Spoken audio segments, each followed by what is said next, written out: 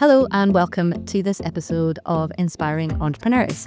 I'm Katy McNair, your host, and I'm Marketing and Communications Manager at Strathclyde Inspire. Today I'm delighted to be joined by Gillian Docherty, Chief Commercial Officer at the University of Strathclyde, who was recently awarded a CBE in the New Year's Honours List for services to business and technology. We're delighted to have Gillian with us today to discuss in this episode her inspiring career, her insights towards leadership, and where she believes the future of entrepreneurship is headed, in particular relation to AI, collaboration, and building thriving ecosystems.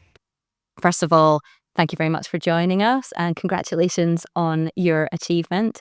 You've had a very varied and impactful career already so far, with 22 years at IBM, I believe, then leading Data Lab, and now as Chief Commercial Officer at the University of Strathclyde. And I wondered if you could just get us started by walking us briefly through your career journey and what has led to this achievement in the New Year's Honours List. Well, thank you very much, Katy, and it's a pleasure to be with you today on today's podcast. So I grew up just outside Glasgow. I'm a Glasgow girl, and was fortunate enough to be quite studious at school. I loved maths. I loved economics. They were my two main subjects. And my school didn't have any computers until I was in my sixth year. So that's showing a little bit of my age here. And I did a short course in, I thought these were new, interesting things. And then that developed into what became a degree in computing science.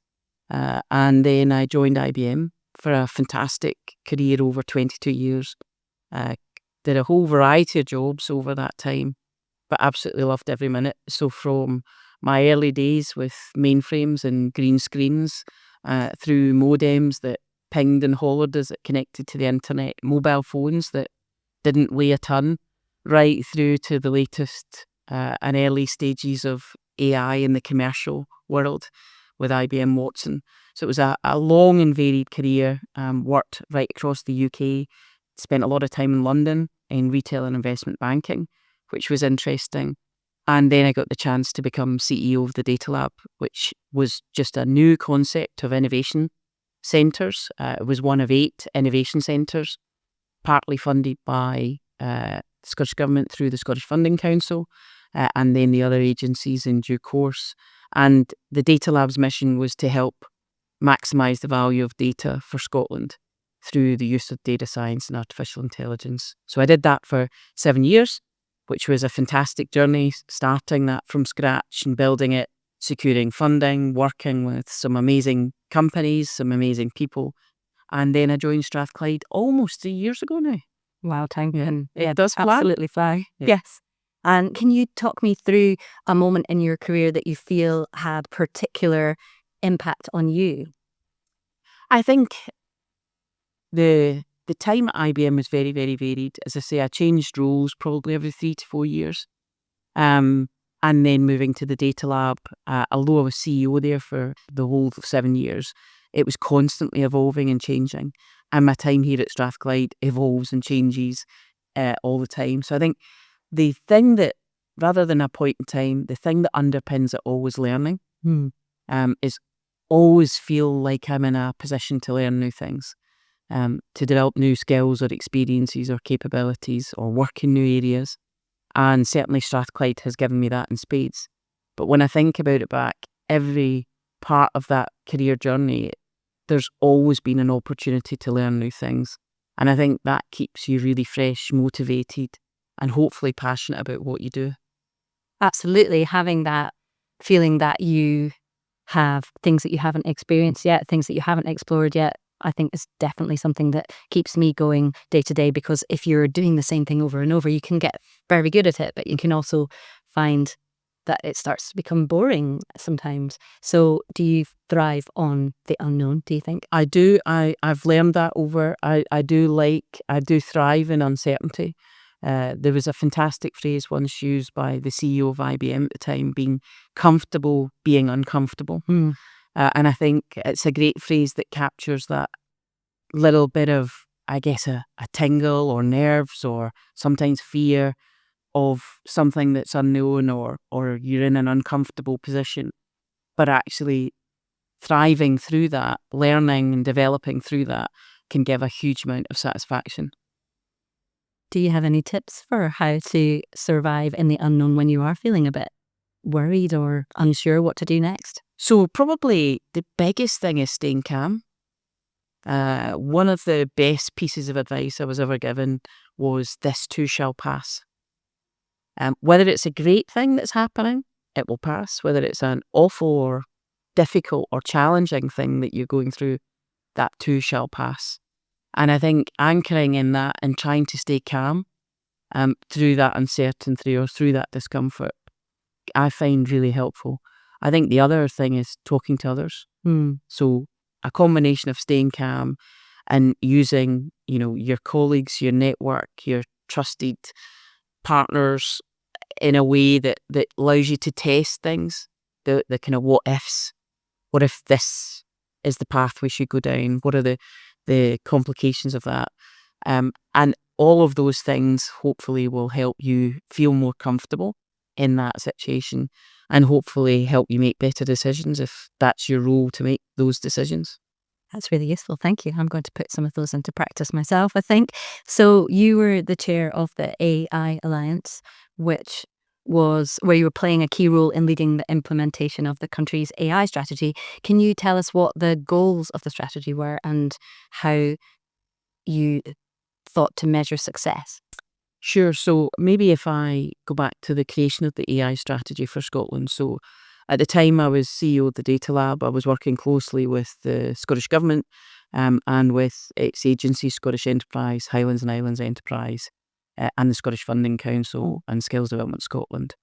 And it was becoming even more apparent to others, and through hopefully some persuasion, that AI was going to be a critical capability that Scotland needed to take ownership of, to a greater or lesser extent, to lead, to understand, well, what does artificial intelligence mean for Scotland?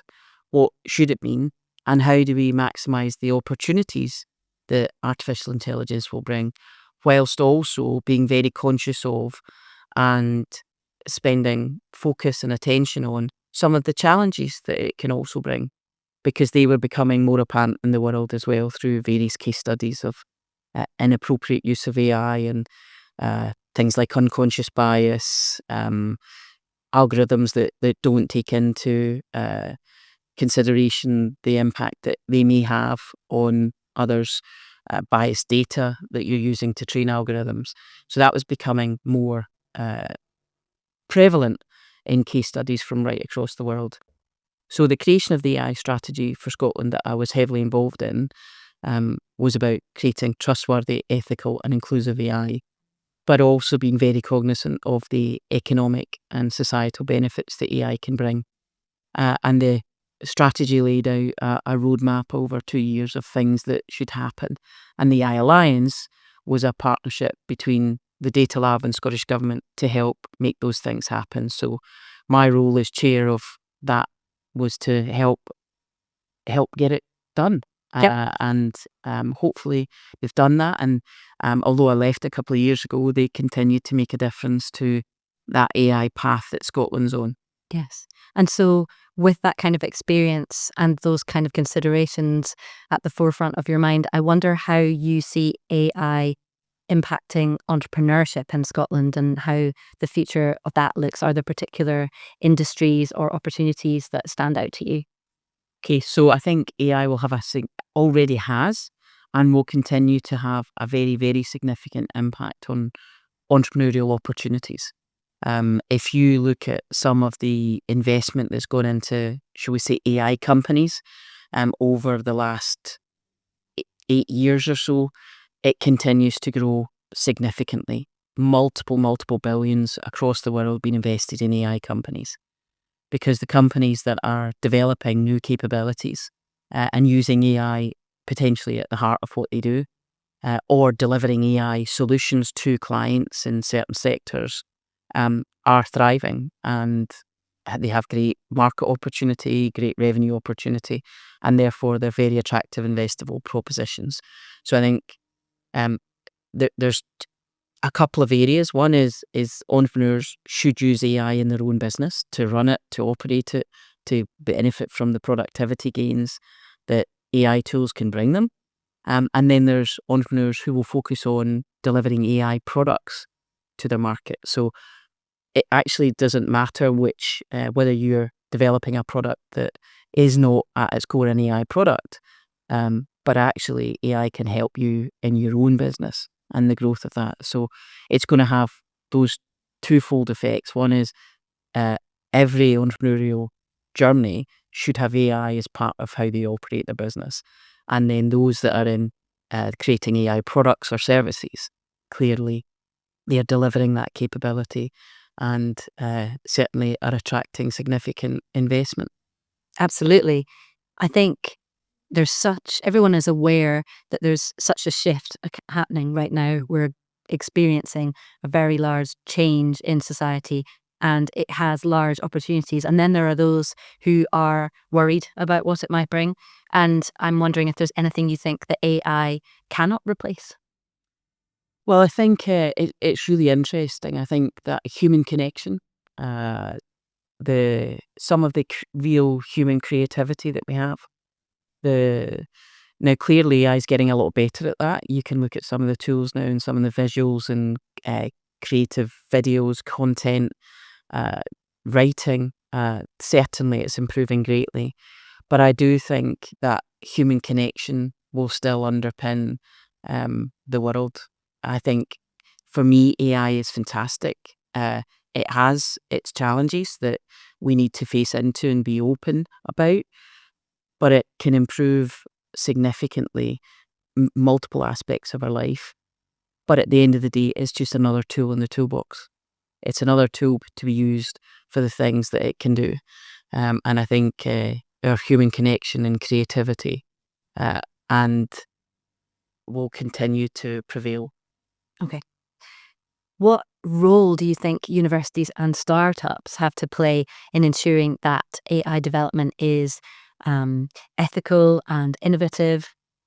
What kind of things should universities and startups be thinking about in that area, do you think? So I think clearly AI is having a significant impact on the sector, the education sector, from new tools and techniques to supporting teachers and lecturers and academics in their work, whether it's teaching or research. Those tools are helping in those areas just as much. It's helping students identify new areas to research or to gather data or to use different techniques that are now available than there wasn't before to be able to analyze data, for example. So there's great benefits to be had, but we have to be very, very open about some of the challenges that it's had, whether again it's coming back to biased data sets that you're using to train algorithms, whether you have diversity in the teams that are really considering some of the potential unintended consequences of the development of various algorithms or techniques or tools or products, and being really open when it doesn't do everything that you think it might. So obviously there's lots of generative AI text tools now available in the market. Absolutely. At the beginning, it was very much these are amazing. And then the reality of, well, actually, it's trained on the data that exists. So, and it's putting together things, it's called AI hallucinations, that aren't accurate. So use the tools, but be very conscious that you need to check, you need to double check that the results and expectations are what you're looking for. So I think we all collectively have a responsibility, even out through into society, of continuing to ask questions and continuing to say, to look at things through a thank you lens, but also, is that right? Is that what I'm expecting? Is that fair? Is it equitable? Is it inclusive? All of those things that were, as I say earlier, incorporated into the AI strategy for Scotland. Absolutely. One of the things in my university experience that I think was very useful was exploring my critical capabilities and ensuring that the information I was looking at, and at that point that we were using the internet, but also even as you're looking through books and sources, and bearing in mind the biases of the people who created those sources, the stories that might not be being gathered, and what they might hold.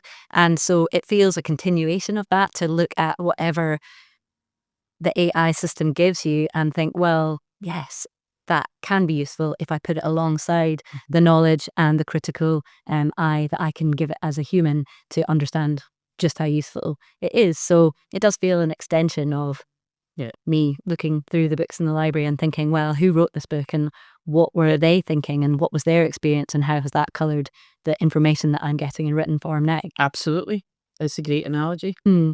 So Strathclyde is recognised as a leading entrepreneurial campus, and it's a role of the university to support innovation and collaboration across disciplines, which is something that I know you're passionate about. What do you believe is the key to building a strong entrepreneurial ecosystem in a university setting? Okay, so I think I'm really proud of the work that Strathclyde Inspire does, that institution-wide entrepreneurship role in all its guises. And I think Strathclyde has and will continue to be very focused on the entrepreneurial mindset across the board. It's not all about creating new businesses. That is one element of it, but that only captures a fraction of what an entrepreneurial university should do. And we're very excited about the work we do here at Strathclyde and will continue to do around supporting entrepreneurial mindset education, training, support, right the way through to the hard end of building brand new commercial enterprises. We're very excited that we've had some social businesses now spun out of Strathclyde, so not for profit. We're really excited that we have a breadth of spin-outs coming right across all 4 of our faculties, so including humanities, social sciences and the business school, as well as our heartland of innovation, shall we say, technology innovation in engineering and science. But fundamentally, it's that whether you're an undergrad that wants a flavour of what it means to be entrepreneurial in your thinking, and you end up going and working in a commercial company or public sector or a third sector, that entrepreneurial thinking will be valuable to you. And I think to be a leading entrepreneurial campus, you really have to look at that holistically in terms of from entrepreneurial mindset and thinking right through to commercial and non-commercial businesses. I think the other aspect is that being engaged in your community. So we're so excited about being at the heart of the Glasgow City Innovation District. Yes. To work with innovative businesses all around us. We also are the leading university in the Advanced Manufacturing Innovation District, again, at really leading innovative manufacturing companies and supporting them on their journey. So our role in Strathclyde Inspires not really just what we do to ourselves and our community, that's staff and students, but also a role in that broader community, business, civic, public, across the innovation districts, the city and beyond. Absolutely. Yes, there's so many layers and levels and interconnected cogs. I think it takes time, it takes people, it takes those partnerships you're talking about, that human connection that we need in order to build and build and build until things are all supporting each other. Absolutely. So we mentioned that you're chair of Codebase. Yes. And that means that you're overseeing an organisation that has actually supported over 500 startups, raising more than £4 billion collectively. And I'm wondering what you think has made Codebase, such a successful hub for tech innovation and how that complements the work being done at universities like Strathclyde. Sure. So I'm very proud to be chair of Codebase. I've held that role now for a couple of years. And I've probably engaged with Codebase over the last 8-9 years or so. I first came across Codebase actually when I was at IBM, and they had opened this new huge incubation hub in Edinburgh. They've evolved significantly since then, but their original opportunity was to create that incubation hub for startups to come and start and then hopefully grow. And then they've built a whole range of support and services and ecosystem access, capability, and education for and building that community in that startup area. The area at the time that I got involved was just after they had won the government's Tech Scaler contract. And the Tech Scaler contract was envisaged by Mark Logan, who is also a Strathclyde Senior Enterprise Fellow. Yes. And Mark did a tech ecosystem review across Scotland and made a set of recommendations to really help us grow and scale our technology businesses, predominantly in the software areas. And the Tech Scaler programme was an investment by the Scottish Government that Codebase competitively won to deliver that right across Scotland, to deliver support, education, connectivity, mentoring, all of those things that will support an entrepreneur on their journey from startup through to scale up. So I'm very excited to be involved. They do some amazing, great work. They work closely with the universities. Clearly, a lot of our student startups or spin-outs may go through the Codebase support routes, through the Tech Scaler, or into their hub in Edinburgh, or through the other Tech Scaler hubs across the country.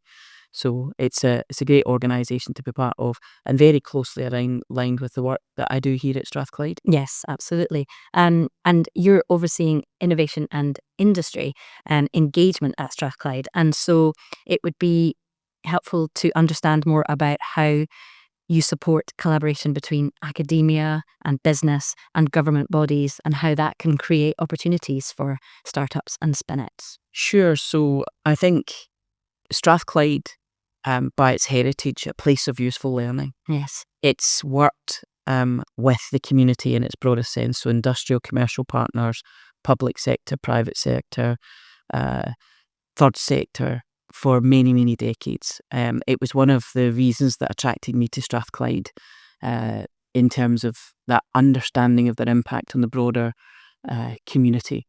They really understood working with industry, and it's a key strength of Strathclyde's.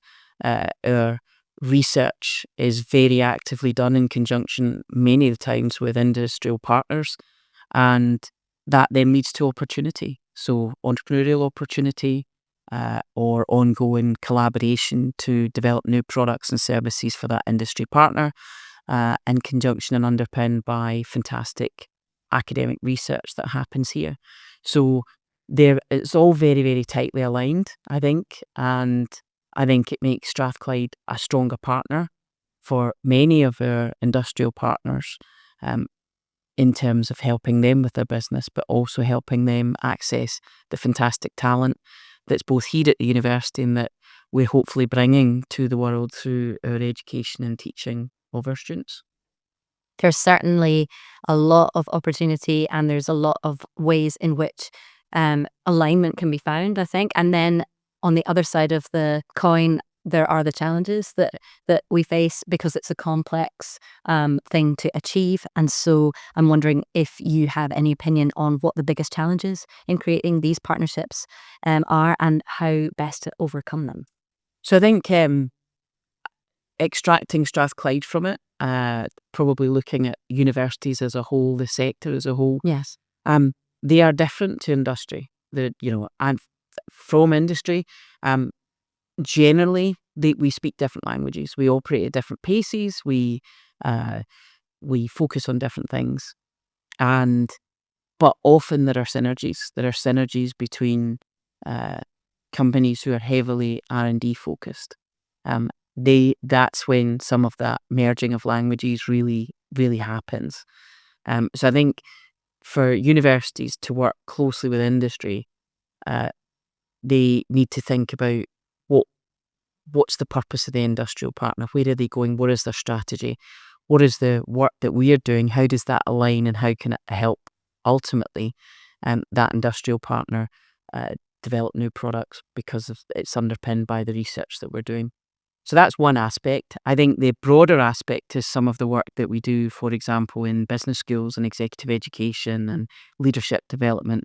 That is a different way to engage, and many universities engage in that way. And certainly here at Strathclyde, we're very proud of the work that we do in Help to Grow and the Growth Advantage programme in helping companies to grow. And that is fundamentally around leadership, executive education, and development and connectivity. So that's a different relationship that's not underpinned by kind of product research, if you want to put it that way, or material science or fundamental new chemistry. But it's equally important because, coming back to an earlier comment about always be learning, actually all of the leaders across the NHS, government, their third sector, our charity sector, and our industrial partners, their continued evolve and learning journey, we have a role to play in helping them do that. Absolutely. I think it is sometimes tempting to think about these partnerships in terms of, well, there are scientists and there are experts in the field of research in this topic, and they're going to be bringing new products to market. They're going to be bringing these new ideas that's going to fuel the innovation in companies, and that it's easy to overlook the leadership side of things and the organizational side of things and the role there is to play that universities have in developing the leadership and capabilities of organizations. So bringing leadership into the conversation, you're obviously someone who has held and does hold a range of high-profile leadership positions. And I'm wondering what the biggest lessons you've learned about leadership throughout your journey are on a personal perspective. Yeah, I think I've learned a lot, and I continue to learn. I think it's one of those areas where you're never finished, you're never done. That's, you can't put a badge and say, I've ticked, I am a leader, because everyone evolves. The world's evolving, and working with people evolves, it changes. You will have AI colleagues who are part of your team in the future. So leadership continues to evolve, and therefore I think the one main thing is to be continuing to adapt and to learn yourself. So to be the best leader you can be is an evolution as well. So that's probably the main thing. I think ultimately leadership is about working with people. So understanding your team, where you're going, communicating well, bringing empathy and vulnerability to the role and to yourself and demonstrating that. But fundamentally, it's about working together to achieve an objective, and hopefully to have quite a bit of fun while you're doing it. Absolutely. And you've spoken about passion and perseverance and perspective as key traits. Actually, in terms of entrepreneurs, I can see that it can be important for leaders as well. I wondered how those principles have influenced your career path and why you think those things are so important. Yeah, so I think it's passion and perseverance certainly has underpinned a whole range of opportunities. I continued to get new opportunities at IBM that I became passionate about, passionate opportunities. And that perseverance through a long career there, but always be learning, always be pushing, always be exploring new things. And then the opportunity came to go and lead the data lab. And I was really passionate about that in the end, because at the time, I think my daughter was about 4. She's now 14. So it seems a long time ago, but I knew the impact that data and AI was having and was going to have in the world. And I was really passionate about Scotland taking a determined view of that for itself. I was of the view that if we didn't do it to ourselves, someone will come and do it to us. And that may not align with our values, our purpose, our culture, all of those things.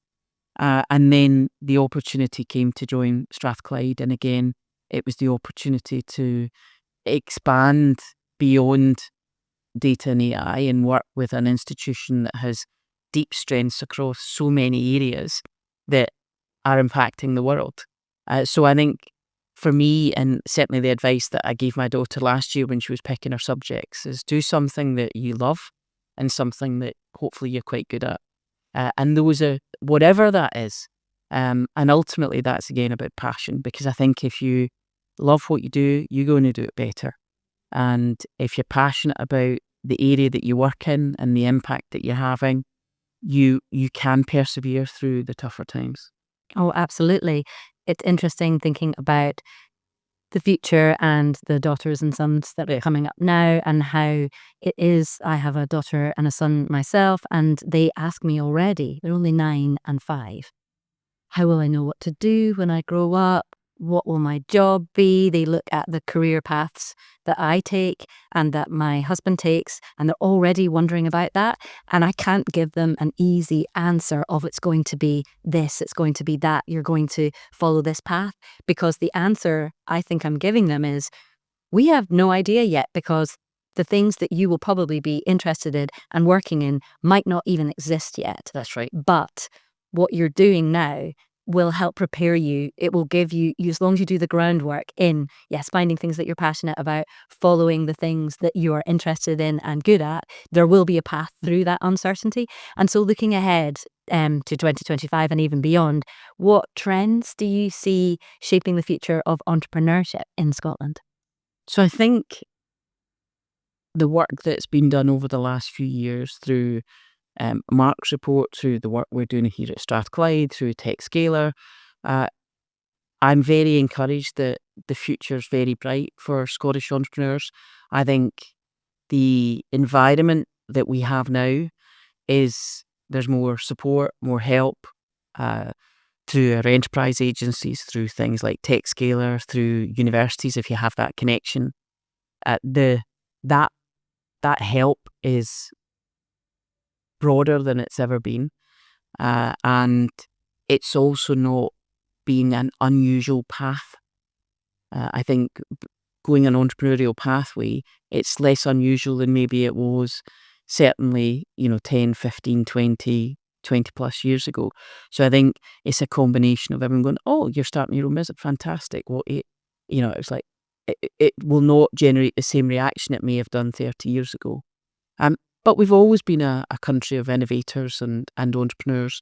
So I'm just very hopeful for the future. And I think 2025 and beyond will be a fantastic environment to start and lead and scale a business in Scotland. And from a more personal level, what do you hope 2025 will bring for you in terms of your work at Strathclyde and beyond? Oh my. I think I'm just very encouraged. We'll be launching our new Inspire strategy in the spring. I'm very excited about that. We've obviously just entered into the next 5 years of our university vision, Strathclyde 2030, that sets out our strategy for the next 5 years. So I'm very excited about the work that will underpin driving towards that strategy. And every day I see further opportunity for Strathclyde to innovate. I'm excited about upcoming announcements for the investment zone for the Glasgow City region and what that might mean for opportunities. So there is so much to be excited about. I think it's challenging. Clearly, the UK is in challenging economic position, but I remain ever optimistic and hopeful of driving towards a better future. Thank you very much. I really appreciate the time you've given us today and the expertise you've shared with us. I think it's a really good note to leave it on, acknowledging we have challenges and we have opportunity, and navigating our way through the challenges towards the opportunities is going to be what we were looking to do in 2025, and that we feel motivated and passionate to do that. So thank you once again, and I will call that the end of this episode of Inspiring Entrepreneurs. Thank you to everyone who's joined us, and don't forget to leave us a comment on what you think of what we've talked about today. Leave a review and recommend the podcast to other people who you think would benefit from this knowledge, because that helps us to become a larger channel. So thanks once again, and we'll see you in the next episode.